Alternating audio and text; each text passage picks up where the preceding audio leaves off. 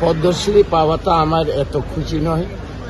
আমার ত্রিপুরাবাসী যে আমাকে এইভাবে সম্মান দিচ্ছে, এটা আরো সবচেয়ে বেশি সুন্দর, এটাই সবচেয়ে বেশি খুশি।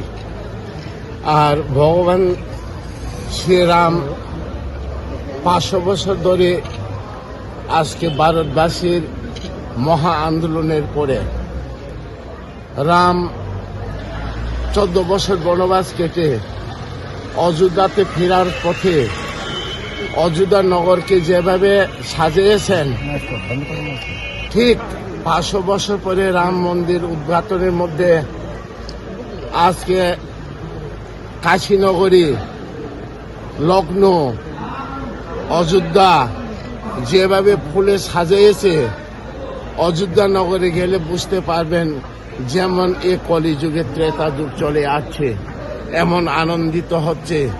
শ্রী ভগবান শ্রীরামের এই মন্দির উদ্ঘাটনের পরেই তিনি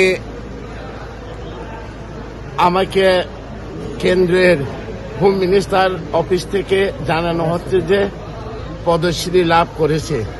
তিনি সে ভগবান শ্রীরামের কৃপা, ত্রিপুরা সুন্দরী মায়ের আশীর্বাদ এবং গুরুদেব শান্তিকারীর দয়া আর আমার ত্রিপুরাবাসীদের আশীর্বাদে এই পদ লাভ করতে পেরেছি। তাতে আমি ত্রিপুরাবাসীকে ধন্যবাদ জানাবো, যাতে অযোধ্যা নগর যেভাবে শান্তি ফিরে এসেছে, এইভাবে আমাদের ত্রিপুরাতেও যাতে সবাই শান্তি লাভ করে এবং যে পদ্মশ্রী লাভ করেছে এটাতে এত খুশি না। আমি সমস্ত ত্রিপুরাবাসীকে আমি এই সংবাদ জানাতে চাই, যে কর্ম কর সেই কর্মকে সৎভাবে কর্ম যদি করে সবাই এই উচ্চ স্থান অধিকার করতে পারে। যদি মাস্টার হয় শিক্ষকের দ্বারাই পদশ্রী লাভ করতে পারবে, যে প্রশাসনে থাকে প্রশাসনের কর্মের দ্বারাই এই পদশ্রী লাভ করতে পারে। যে ডিপার্টমেন্ট থাকুক সেই ডিপার্টমেন্টের দ্বারা যে সৎভাবে কর্ম করে তিনি সেই উচ্চ স্থান অধিকার করতে পারে। আমি তো কোনো কিছু করছে না, আমি একমাত্র এতটুকু জানি, নররূপে নারায়ণ জীবই শিব, সেবার মাধ্যমে ভগবান আছে।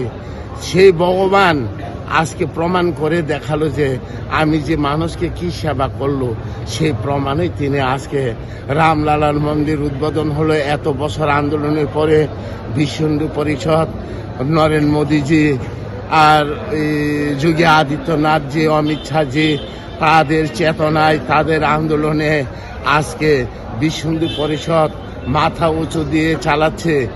অশোক সিংহলজি যেভাবে নিজের জীবনকে বলিদান দিয়ে গেছে, রাম মন্দিরের জন্য যারা বলিদান দিয়ে গেছে, জীবন হানি হয়েছে, তাদের সাধনা আজকে এই যে 22শে জানুয়ারিতে এই সফল হয়েছে, এই সাধনা পূর্ণ হয়েছে। ত্রিপুরাবাসীকে আমি এই জানাবো যে হ্যাঁ, দূতের দ্বারাই তিনি সৃষ্টি হয়, গীতের দ্বারাই তিনি অন্ধকারে আলো হয়, নিজের কর্মের দ্বারাই তিনি উচ্চ স্থান অধিকার করতে পারে। সবাই যার যার চেতনার মাফাতে নিজের কর্মকে সৎভাবে কর্ম করে এই উচ্চ স্থান যাতে অধিকার করতে পারে। তাই আমি সবাইকে ধন্যবাদ এবং নমস্কার।